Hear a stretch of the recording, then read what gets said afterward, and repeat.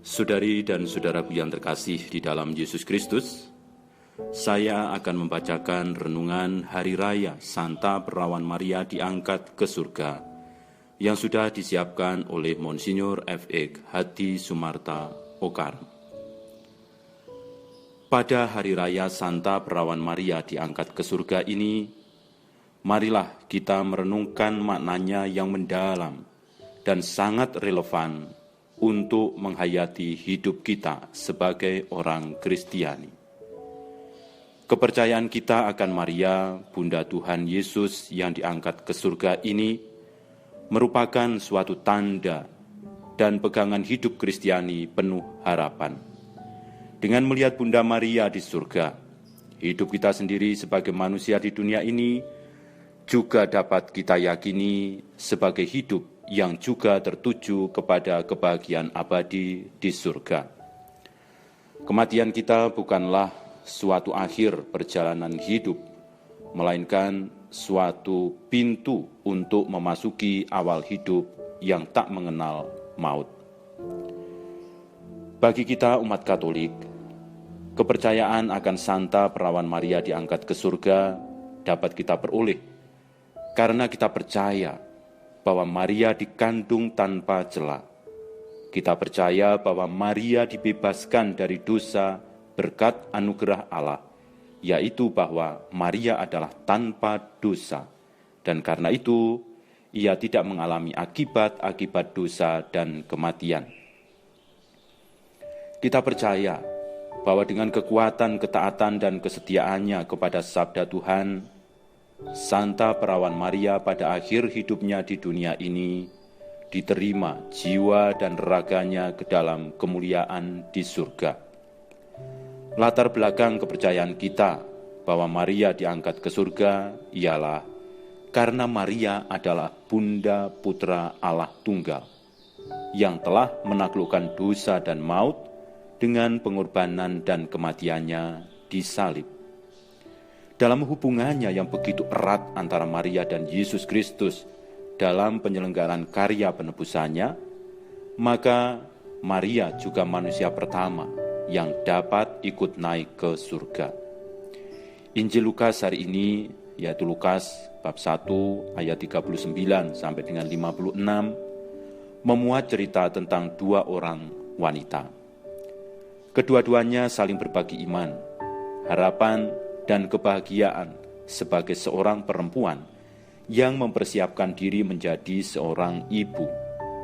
Elizabeth sebagai orang berusia lanjut yang semula mandul, dan Maria seorang gadis perawan namun mengandung. Terungkaplah dalam cerita itu betapa agung kuasa Allah untuk mengadakan dan memelihara kehidupan. Allah berkuasa membangkitkan hidup dari rahim yang mandul, tetapi juga dari makam-makam orang yang sudah mati. Dan perjalanan jauh Maria dari Nazaret ke daerah pegunungan Yudea untuk mengunjungi Elizabeth adalah juga gambaran kedatangan kerajaan Allah. Maria adalah model bagi kita semua. Ia diangkat ke surga, karena itu meyakinkan kita bahwa kita ini sungguh mempunyai harapan. Apa yang dialami perawan putri dari Nazaret pada akhir perjalanan hidupnya di dunia ini juga akan kita alami, apabila kita juga selalu setia dan taat seperti dia. Dengan diangkat ke surga, Maria menunjukkan kepada kita jalan menuju ke surga. Itulah jalan yang harus kita tempuh dalam hidup kita. Maria menunjukkan jalan itu kepada orang-orang yang tahu menganggap dirinya sebagai orang-orang kecil, sebagai anak-anak, sebagai orang miskin yang merasa membutuhkan belas kasihan Allah selalu. Maria, Ratu dunia ini, membuka dan menunjukkan kepada setiap orang, setiap pribadi, tetapi juga kepada semua bangsa, kekuatan kasih Allah. Yang dilakukan Allah ialah menurunkan orang-orang yang berkuasa dari tahta, meninggikan orang-orang yang rendah. Ia melimpahkan segala yang baik kepada orang yang lapar dan menyuruh orang yang kaya pergi dengan tangan hampa. Maria sungguh model bagi setiap orang yang ingin bahagia. Renungan kita tentang Maria diangkat ke surga ini kita tutup dengan ucapan Paus Benediktus ke-16 ini. Dengan memandang Maria dalam kemuliaannya di surga, kita memahami bahwa dunia ini bukanlah tanah air kita yang definitif.